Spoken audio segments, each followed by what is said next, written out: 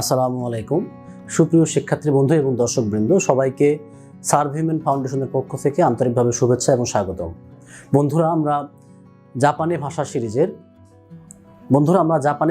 N5 লেভেলের শব্দের অর্থ সিরিজের আজকে লেসন 4-এর 10টি শব্দের অর্থ শিখব। আজ আমাদের জাপানি ভাষার পর্ব নম্বর 12। আসুন শুরু করা যাক। প্রথম যে শব্দ হচ্ছে সন্ধ্যা। সন্ধ্যাকে জাপানি ভাষা বলা হয় উরু। কি বলা হয়? উরু।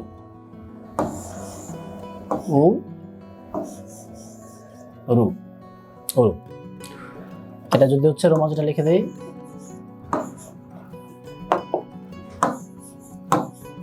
উরু। তারপরে দ্বিতীয় শব্দ কোনটা? গত পরশু। গত পরশুকে জাপানি ভাষায় বলা হয় ওতো তোই। কি বলা হয়? ওতো তোই। তাহলে আমরা একটু লিখে দিই, ও তো তোই। ঠিক আছে, ওতো তোই। ওতো তোই মানে কি? গত পরশু।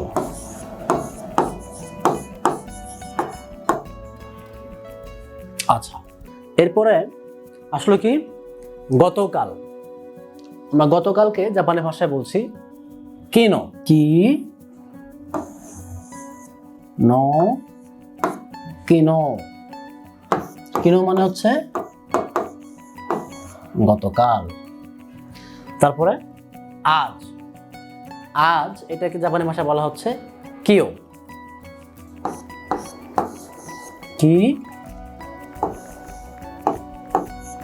ও কিও মানে আজ। আমরা 5 নম্বর যে শব্দটা দেখবো সেটা হচ্ছে আগামীকাল। আগামীকাল এটাকে বলা হয় আশিতা। কি বলা হয়? আশিতা। আশিতা। আশিতা। আশিতা মানে আগামীকাল। আমরা কিন্তু অলরেডি 5টি শব্দের অর্থ দেখে নিয়েছি। আমাদের পরে যে 6 নম্বর যে শব্দটি সেটি হচ্ছে আগামী পরশু। আগামী পরশুকে জাপানি ভাষায় বলা হচ্ছে আসাত্তে। কি বলা হয়? আসাত্তে। লিখে নেই, আসাত্তে। আসাত্তে। আসাত্তে মানে আগামী পরশু।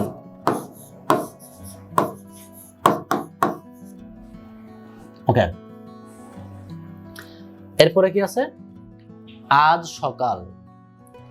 আজ সকালকে জাপানি ভাষায় বলা হচ্ছে কেসা। কি বলা হয়?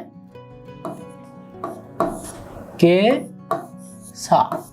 কেসা মানে আজ সকাল। আচ্ছা, তো আজ সকাল। তাহলে আজ রাত কি হবে?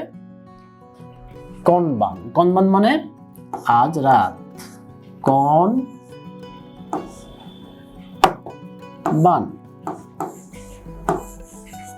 কনবান মানে আজ রাত। এরপরে আমরা গত দিনে শিখেছিলাম ইয়াসুমি মানে কি? বিরতি। তাহলে দুপুরের বিরতি আমরা কি জানি? হিরু মানে কি? দুপুর, তাই না? তাহলে দিয়ে দিই আমরা হিরু ইয়াসুমি। হিরু ইয়াসুমি।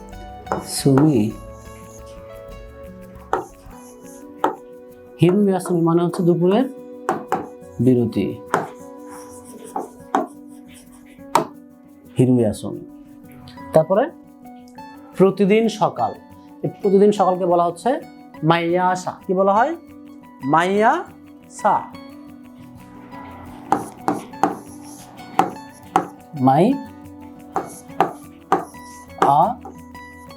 মাইয়াসা। মাইয়াসা। আমরা কিন্তু 10টি শব্দের অর্থ অলরেডি শিখে নিয়েছি। প্রথমটি কি? প্রথম যে 5 শব্দের অর্থ সন্ধ্যা, গত পরশু, গতকাল, আজ, আগামীকাল এবং তারপরে হচ্ছে আগামী পরশু, আজ সকাল, আজ রাত, দুপুরে বিরতি এবং প্রতিদিন সকাল।